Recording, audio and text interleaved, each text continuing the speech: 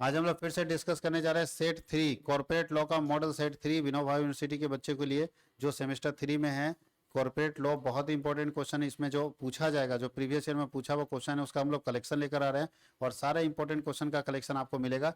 तो corporate law का set 3, set 1 और सेट 2 हम लोग कंप्लीट कर चुके हैं और सेट 3 हम लोग डिस्कस करने जा रहे हैं। जैसा कि आपको सेट 1 सेट 2 में पूरा फॉर्मेट बता दिए हैं, एग्जाम में कैसे क्वेश्चन पूछेगा उसका पैटर्न बता दिए। क्वेश्चन का पैटर्न जाना बहुत जरूरी है कि किसमें कितना क्वेश्चन अटेम्प्ट करना है, सारा कुछ पहले सेट में बता चुके हैं। अगर नहीं देखे तो अभी भी वीडियो डाला हुआ है, प्लेलिस्ट में जाइए, इस चैनल में ही प्लेलिस्ट में जाइए और इसी चैनल के प्लेलिस्ट में आपको सेमेस्टर 3 के प्लेलिस्ट में आपको वो सारे वीडियोस मिल जाएंगे। उसके बाद ये वीडियो जाएगा तो जरूर देख लीजिएगा ताकि आपको फायदा हो सके। तो सेट 3 के ग्रुप 1 में पहला क्वेश्चन पूछा है कि प्रमोटर कौन है। तो प्रमोटर वह व्यक्ति होता है जिसके दिमाग में किसी कंपनी के स्थापना के बारे में विचार आता है, जो सोचता है और किसी कंपनी को स्टार्ट करता है। यानी ऐसा व्यक्ति जिसके दिमाग में किसी कंपनी के स्थापना के बारे में विचार आता है, जो सोचता है और उस कंपनी को स्टार्ट करता है, वैसे व्यक्ति को प्रवर्तक कहते हैं, प्रमोटर कहते हैं। पार्षद सीमा नियम का अर्थ क्या है? बोलता है कि right the meaning of memorandum of association. पार्षद सीमा नियम कंपनी का सबसे इंपॉर्टेंट डॉक्यूमेंट्स है। ये ऐसा डॉक्यूमेंट्स है जिसमें कंपनी का नाम, हेड ऑफिस, उद्देश्य, दायित्व और पूंजी का उल्लेख रहता है। इसके बिना किसी कंपनी का रजिस्ट्रेशन नहीं हो सकता। आगे बोलता है कि ऑडिट रिपोर्ट क्या है। तो भैया जब चार्टर्ड अकाउंटेंट पूरा ऑडिट करेगा कंपनी का, ऑडिट मतलब जांच करेगा, तो जांच करने के बाद कंक्लूजन देगा ना, उसी कंक्लूजन को जो रिपोर्ट देता है उसी रिपोर्ट को कौन सा रिपोर्ट बोलते हैं? Audit report. ऑडिट रिपोर्ट कौन देता है? Chartered accountant. कब देगा? जब वो पूरा ऑडिट का काम कर लेगा। जैसे डॉक्टर हम लोग का शरीर चेक करता है तो रिपोर्ट देता है कि नहीं देता है, तो उसी तरह ऑडिटर भी जब पूरा का पूरा काम देख लेता है तो उसके मन में जो जो कंपनी के प्रति अच्छा और खराब बात रहा है उसको एक रिपोर्ट में लिख देता है और उसी रिपोर्ट को हम ऑडिट रिपोर्ट के नाम से जानते हैं। ऑथराइज्ड कैपिटल क्या है? ये किसी भी कंपनी का सबसे हाईएस्ट कैपिटल होता है। इससे ज़्यादा का पूंजी कोई कंपनी अपने जीवन में नहीं रख सकती। इसे नॉमिनल कैपिटल के नाम से भी जानते हैं और इसी पूंजी से कंपनी का रजिस्ट्रेशन हो सकता है, इसलिए इसको रजिस्टर्ड कैपिटल भी कहते हैं। एक क्वेश्चन है व्हाट इज बोनस शेयर। तो कभी कभी कंपनी क्या करती है, जब ज़्यादा प्रॉफिट कमाती है तो अपने पुराने शेयर होल्डर को, जो पुराना शेयर होल्डर है उसको आप एक्स्ट्रा शेयर कंपनी दे देती है। तो जब कोई कंपनी अपने पुराने शेयर होल्डर को एक्स्ट्रा शेयर अलाउट कर देती है तो उसी को हम लोग बोनस शेयर के नाम से जानते हैं। Bonus share, extra share, profit के बदले में क्या अलाउट कर देती है? शेयर। तो प्रॉफिट के बदले में जब कोई कंपनी शेयर अलाउट कर देती है तो उसे हम लोग कौन सा शेयर कहते हैं? Bonus share. अब लॉन्ग क्वेश्चन में पूछ रहा है अंकेक्षक की योग्यता और अयोग्यता की व्याख्या कीजिए। अंकेक्षकों की शक्तियों और कर्तव्यों का भी विवेचना कीजिए। भाई एक ऑडिटर है, उसका क्या पावर है? तो देखिए अंकेक्षक की योग्यता, नहीं कौन ऑडिटर बन सकता है। क्वेश्चन ये है कि कौन ऑडिटर बन सकता है। तो पहला क्या लगता है, कोई ऐरा गैरा नथु गैरा सब ऑडिटर बन जाएगा? ऑडिटर बनने के लिए क्या होना चाहिए? सबसे पहले चार्टर्ड अकाउंटेंट होना चाहिए, तभी ऑडिटर बन सकता है। दूसरा है प्रोफेशनल सीए होना चाहिए। अब चार्टर्ड और प्रोफेशनल चार्टर्ड क्या होता है? प्रोफेशनल चार्टर्ड का मतलब ऐसा सीए जो सीए पास करने के बाद किसी के यहाँ नौकरी नहीं कर रहा है। ऐसा सीए जो सीए पास होने के बाद किसी के यहाँ नौकरी नहीं कर रहा है, वैसे सीए को हम बोलते हैं प्रोफेशनल सीए। और जो नौकरी पकड़ लिया वो नौकरी वाला हो गया, तो नौकर हो गया। कहीं कोई दिक्कत है? याद रहेगा। और अंकेक्षक की योग्यता क्या है? बोलता है आंतरिक अंकेक्षक होता है। देखिए 3-4 ऑडिटर होता है, इसका जॉब है, इंटरनल ऑडिटर का काम है। उसके बाद बाह्य अंकेक्षक प्रोफेशनल होता है। जो इंटरनल ऑडिटर होता है ना, नौकरी वाला, ये ऑडिटर नहीं ऑडिट कर सकता, किसी भी कंपनी का ऑडिट ये नहीं कर सकता, ये नौकरी वाला होता है, इस नौकर होता है ये इंटरनल ऑडिटर। तो जो अगर कोई सीए करने के बाद नौकरी पकड़ लिया, समझो वो इंटरनल ऑडिटर है, वो जॉब कर रहा है, तो ये ऑडिट नहीं कर सकता। ऑडिट कौन कर सकता है? ये ऑडिट कर सकता है। कौन कर सकता है? इसको हटाओ। ऑडिट कर सकता है बाह्य ऑडिटर प्रोफेशनल, ये हमको चाहिए ऑडिट करने के लिए, जो कहीं नौकरी नहीं पकड़ रखा है, खुद का अपना ऑफिस खोल रखा है। और आईसीएआई का सदस्य होना चाहिए। भाई चार्टर्ड है तो आईसीएआई का तो सदस्य होगा तभी ना चार्टर्ड होगा। और एजीएम में बोर्ड द्वारा इसे नियुक्त किया जाना चाहिए। एनुअल जनरल मीटिंग में बोर्ड इस ऑडिटर को नियुक्त करेगा, वो ऑडिट कर सकता है। और किसी कंपनी का कर्मचारी अंकेक्षक नहीं बन सकता। नहीं कोई कंपनी का कर्मचारी है, भले वो सीए है, लेकिन कोई कंपनी में अगर कोई कर्मचारी काम कर रहा है, भले वो सीए है, लेकिन ऑडिटर नहीं बन सकता। तो ये चीज ध्यान रखना। और क्या है, अयोग्य व्यक्ति कौन है, कौन नहीं बन सकता जी? तो भाई मानसिक तौर पर जो व्यक्ति कमजोर है, अस्वस्थ मस्तिष्क का, पागल उगल है, उसको ऑडिटर बनाएंगे क्या? ऐसा व्यक्ति जो सीए की डिग्री नहीं रखता है उसको ऑडिटर नहीं बनाएंगे, और किसी प्रकार का दोषी व्यक्ति को भी ऑडिटर नहीं बना सकते। ये सब सिंपल है, याद रहेगा ना, कौन बन सकता है और कौन नहीं बन सकता। अब आंकेक्षा का पावर क्या है, शक्ति और कर्तव्य। तो भाई पावर तो बहुत है ऑडिटर का। सबसे पहला पावर क्या लिखा है कि प्रत्येक लेखा परीक्षक को हर समय कंपनी यानी हर ऑडिटर कभी भी किसी भी कंपनी के खाते को चेक कर सकता है। एक होल्डिंग कंपनी के ऑडिटर को सहायक कंपनी के रिकॉर्ड तक पहुंच का भी अधिकार है, यानी होल्डिंग कंपनी ऑडिटर सहायक कंपनी के हिसाब किताब को चेक कर सकता है जब चाहे तब।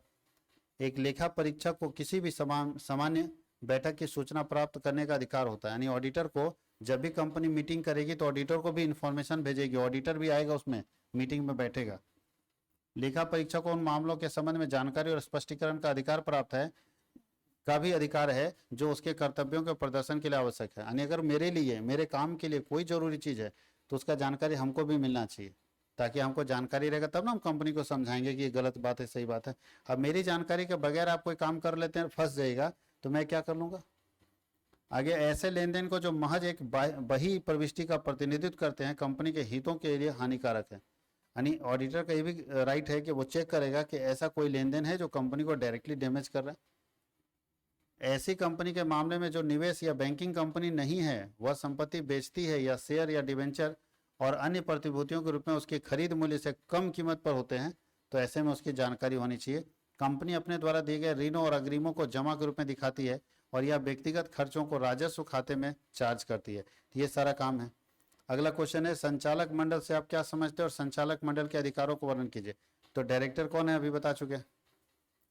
बोर्ड ऑफ डायरेक्टर कौन है, तो निदेशक से आशय किसी व्यक्ति से है जो जिसको निदेशक मंडल नियुक्त करता है, यानी बोर्ड ऑफ डायरेक्टर जिसको डायरेक्टर बनाएगा वो डायरेक्टर है।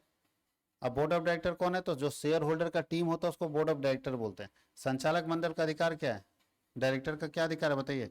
अंशों का आदत राशि की अंशधारियों से मांग कर सकता है। डायरेक्टर का पहला राइट है कि अगर कोई व्यक्ति शेयर का पूरा पैसा नहीं दिया तो डायरेक्टर उससे शेयर का पूरा पैसा मांग सकता है।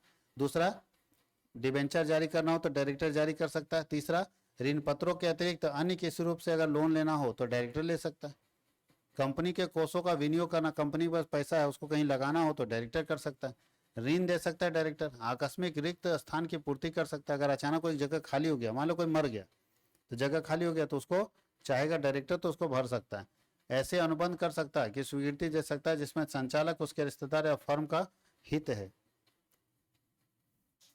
और अन्य किसी कंपनी के प्रबंधक या प्रबंधक संचालक को प्रबंध संचालक या प्रबंधक नियुक्त करना, ये सारा इसका काम है। ग्रुप बी की हम बात करते हैं तो ग्रुप बी में पहला क्वेश्चन है प्रबंध संचालक की नियुक्ति और पारिश्रमिक का वर्णन कीजिए। मैनेजिंग डायरेक्टर, वही डायरेक्टर और मैनेजिंग डायरेक्टर एक ही होता है, बोर्ड ऑफ डायरेक्टर। इसकी नियुक्ति कैसे करेंगे और इसका सैलरी कैसे डिसाइड करेंगे, तो भाई नियुक्ति होता है एजीएम के द्वारा, एनुअल जनरल मीटिंग, साधारण वार्षिक सभा के द्वारा किसी निदेशक की नियुक्ति की जाती है। और निदेशक की नियुक्ति की जाने के लिए बुराई देखो, एक प्रबंध निदेशक एक व्यक्ति जो वास्तविक व्यक्ति होना चाहिए, वास्तव में तो जो दिखाई देता है आदमी इंसान होना चाहिए, और उसे अधिकतम 5 साल के लिए नियुक्त किया जा सकता है। एक व्यक्ति को डायरेक्टर केवल मैक्सिमम 5 साल के लिए बनाया जा सकता है। किसी पूर्व मौजूदा कंपनी के प्रबंध निदेशक को किसी अन्य कंपनी के प्रबंध निदेशक के रूप में नियुक्त किया जा सकता है। अभी अगर कहीं का डायरेक्टर है तो उसको उठा के हम अपनी कंपनी का डायरेक्टर बना सकते हैं जब तक कि पहली कंपनी के निदेशक मंडल को इस नियुक्ति के बारे में पता ना चल जाए। कंपनी को अगर पहले से पता है कि हम सर उस डायरेक्टर को उठा के अपने यहाँ डायरेक्टर बनाएंगे तो कोई दिक्कत नहीं।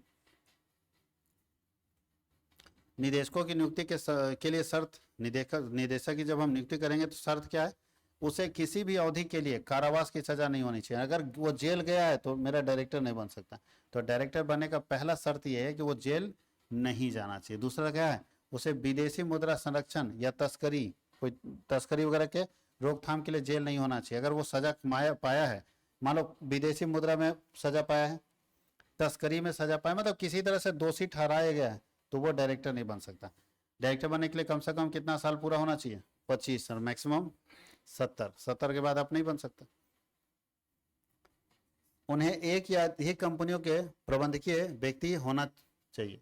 बोलता है अगर आप डायरेक्टर बनना चाहते हैं तो आपको एक से ज्यादा कंपनी के डायरेक्टरशिप का और एक्सपीरियंस होना चाहिए, तभी बन सकता है, और वह भारत का निवासी होना चाहिए, तभी वो डायरेक्टर बन सकता है। मैनेजर का मतलब रेम्युनरेशन कहाँ से तय होता है डायरेक्टर का, तो ये डायरेक्टर का रेमुनरेशन जो है ना वो बोर्ड ऑफ डायरेक्टर मीटिंग से तय होता है। बोर्ड ऑफ डायरेक्टर मीटिंग जो होता है संचालक मंडल की सभा, तो वहां से तय होती है कि कितना सैलरी मिलेगा। बीओडी बोर्ड ऑफ डायरेक्टर का मीटिंग जो होता है उसमें तय होता है कि कितना सैलरी मिलेगा। पारिश्रमिक देखो यहाँ कंपनी एक्ट की धारा 197 के अनुसार इसे कंपनी अमेंडमेंट एक्ट 2017 द्वारा अमेंडेड किया गया। प्रबंध निदेशक देखिए यहाँ पे शायद 11% इसका होगा, कहीं देख लीजिए, है ना 11%। एक डायरेक्टर का मैक्सिमम सैलरी कितना हो सकता है 11%। कंपनी के प्रॉफिट का 11%, कंपनी के प्रॉफिट का याद रखना है 11% से ज्यादा नहीं हो सकता, उससे कम ही रहता है। जितना कंपनी कमाएगी उसका 11% से ज्यादा कोई भी डायरेक्टर नहीं ला सकता। 5वां नंबर क्वेश्चन, मतदान की विधियों का वर्णन करें। कैसे मतदान होता है, मतदान कैसे करते हैं, वोटिंग। तो कंपनी में क्या होता है ना, कंपनी के मामले में वोट डाला जाता है। मान लो कोई मामला कंपनी में फंस गया और कुछ लोग इधर हैं कुछ लोग उधर, बहुत सारे डायरेक्टर बहुत सारे शेयर होल्डर हैं। अब कुछ शेयर होल्डर बोलता है ऐसा होना चाहिए, कुछ बोलता है ऐसा होना चाहिए। तो कंपनी में वोटिंग होता है, वोटिंग वोट दिया जाता है, जैसे हमारे संसद में होता है। कोई बिल आता है तो संसद में वोट होता है, वैसे यहाँ वोट होता है। तो वोटिंग के 4 मेथड है। पहला मेथड कौन सा है, हाथ उठा के पूछेगा किसके तरफ कौन है, हाथ उठाया। दूसरा बोलता है इलेक्ट्रॉनिक साधन से, ईवीएम जिसको बोलते हैं। तीसरा था मतदान के लिए मांग करना, डिमांड फॉर पोल। और चौथा था पोस्टल, डाक मत पत्र से। 4 ही तरीके से वोटिंग होता है, चारों आप जानते हो। हाथ उठा के समझते हो, कोई प्रस्ताव रखा गया तो हाथ उठा के पूछा जाता है कितने लोग समर्थन में, हाथ उठाओ, फिर गिनती कर लिया गया। और कितने लोग इसके विरोध में, हाथ उठाओ, तो फिर गिनती कर लिया गया। तो ये भी एक तरीका है क्या करने का, मतदान करने का, हाथ उठा के। दूसरा इलेक्ट्रॉनिक वोटिंग के माध्यम से। तीसरा डिमांड फॉर पोल। और चौथा क्या है, डाक पत्र द्वारा, जो मत पत्र होता है उसमें भर के दे दीजिए। डाक पत्र के द्वारा भी आप ये काम कर सकते हैं। अब एक कंपनी के सामाजिक उत्तरदायित्व का वर्णन करें। क्या लगता है कोई कंपनी को समाज के बारे में सोचना चाहिए, किसी भी कंपनी को अपने समाज के बारे में सोचना चाहिए? जी हाँ, कंपनी को 3 या 4%, कंपनी को अपने प्रॉफिट का 3 या 4% समाज के लिए खर्च करना होगा। क्योंकि जिस समाज से आप कमा रहे हैं उसके लिए कुछ सोचिए ना। तो एक कॉरपोरेट का, एक कंपनी का अपने समाज के प्रति दायित्व होता है। एक कंपनी का अपने समाज के प्रति दायित्व होता है कि भाई जहाँ पे आप फैक्ट्री लगा के कमा रहे हैं वहाँ के में कम से कम स्कूल खोल दीजिए ताकि बच्चे पढ़ सके, हॉस्पिटल की व्यवस्था कर दीजिए ताकि इलाज हो सके। और यही सामाजिक उत्तरदायित्व के कारण देखिएगा डीवीसी का अपना हॉस्पिटल है, टाटा का अपना हॉस्पिटल है, टाटा का अपना स्कूल है। कुछ ना कुछ तो समाज के लिए करेगा ना। कुछ नहीं समझ में आता पार्क बना दीजिए, कुछ तो आपको करना पड़ेगा। तो सामाजिक उत्तरदायित्व का मतलब है ऐसी उत्तरदायित्व जो हर बिजनेस को अपने समाज के प्रति करना पड़ेगा। जिस समाज में अपना बिजनेस चला रहा है, जिस समाज में प्रॉफिट कमा रहा है, जिस समाज में पैसा कमा रहा है, उस समाज के प्रति उसे सोचना पड़ेगा, उसकी नैतिकता है। और ये सामाजिक उत्तरदायित्व हर बिजनेस के लिए जरूरी है, क्योंकि जितना ज़्यादा सामाजिक उत्तरदायित्व बिजनेस पूरा करेगा उतना ही बिजनेस में रोजगार, देखिए यहाँ लिखा है रोजगार के साधन उपलब्ध कराना, अस्पताल, समाज में आर्थिक स्थिति को सुधारना, कोई ऐसा काम करना नहीं समझ में आता तो बच्चा और बूढ़े के लिए गार्डन बना देना, पार्क बना देना। कुछ तो समाज के लिए करेंगे। देखिए समाज के लिए एक बिजनेसमैन 4 तरह का जिम्मेवारी लेता है। पहला पर्यावरण संबंधी जिम्मेवारी, कंपनी क्या करती है, पेड़ लगाना शुरू करती है, पेड़ लगाओ कार्यक्रम चलाती है और हर जगह पेड़ लगाती है। ये भी एक तरीका है जहाँ समाज के प्रति सोचिए। दूसरा क्या है, नैतिक जिम्मेवारी, लोगों को समझाया जाता है कि गलत बात है, इसको ठीक कीजिए। परोपकारी जिम्मेवारी, आपको कुछ परोपकार का काम, उपकार का काम, जैसे पता चला बूढ़े लोगों के लिए हम कुछ कर दिए, कुछ गरीब बच्चियों के लिए कर दिए, फ्री में पढ़ाई हम कर देते हैं, कुछ का शादी विवाह फ्री में करवा दे रहे हैं, ये काम करना होगा। और आर्थिक जिम्मेवारी भी आपको लेना होगा। आर्थिक जिम्मेवारी का मतलब है कि एक कंपनी को अपने प्रॉफिट का 10 या 11% खर्च, 4 या 5% खर्च करना होगा समाज के लिए, समाज के वैसे तबके के लिए जिनको पैसे की आवश्यकता है। और लास्ट क्वेश्चन है बाबू लोग, अनिवार्य समापन से आप क्या समझते हैं और ट्रिब्यूनल किन किन आधारों पर अनिवार्य समापन का आदेश पारित कर सकता है? अनिवार्य समापन कोर्ट करता है। तो जब 2 तरह का समापन बताए थे, ऐच्छिक और अनिवार्य। ऐच्छिक और, तो जब, अच्छा अनैच्छिक समापन लिख दिया इसको अनैच्छिक इसलिए बोलता है ना, अनिवार्य को ही अनैच्छिक बोलते हैं, ऐच्छिक अलग हो गया और अनिवार्य अलग हो गया। अनिवार्य को ही क्या बोलते हैं, अनैच्छिक। अनैच्छिक मतलब क्या होता है, एक होता है ऐच्छिक मेरी इच्छा से, और एक होता है मेरी इच्छा से नहीं, कोर्ट जबरदस्ती करा दे रहा है, उसी को हम अनिवार्य बोलते हैं, उसी को हम अनैच्छिक भी बोलते हैं। तो एक ऐसा समापन है जहाँ पे हमारा कोई मन नहीं रहता बिजनेस बंद करने का, लेकिन कोई कोर्ट क्या करता है, हमको जबरदस्ती बंद करा देता है। देखिए लिखा है अनिवार्य समापन, जिसे अनैच्छिक परिसमापन या अनिवार्य परिसमापन भी कहा जाता है, एक कानूनी प्रक्रिया। इस प्रक्रिया के तहत अदालत के आदेश से किसी कंपनी को बंद करने के लिए मजबूर किया जाता है।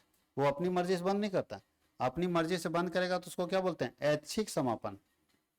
यह प्रक्रिया कंपनी को कानूनी रूप से खत्म कर देती है और कर्ज चुकाने के लिए उसका संपत्ति क्या करती है, कोर्ट बेच देती है, जबरदस्ती खत्म हो गया आपका कंपनी। ट्रिब्यूनल का आदेश कैसे होगा, तो देख लीजिए, अगर अनिवार्य समापन है तो उसके लिए ट्रिब्यूनल का क्या आदेश होगा, तो पहला, कंपनी अधिनियम 2013 के तहत ट्रिब्यूनल के पास कई आधारों पर समापन के आदेश देने का अधिकार है। कंपनी का कानून 2013 ये कहता है कि जो भी ट्रिब्यूनल है, ट्रिब्यूनल क्या होता है, ये बार बार ट्रिब्यूनल लिखा है, ट्रिब्यूनल कौन, तो भाई साहब जैसे हमारे यहाँ कोई केस उस होता है ना, तो उसके लिए हम लोग कहाँ जाते हैं, सुप्रीम कोर्ट।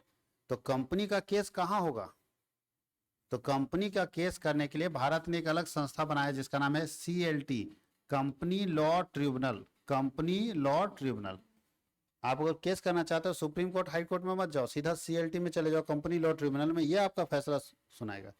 तो बोलता है कि ट्रिब्यूनल जो है बहुत बहुत सारा पावर उसके पास है कि कई आधारों पर, बहुत सारा आधार है जिसके कारण आपके बिजनेस को बंद करने का आदेश दे सकता है।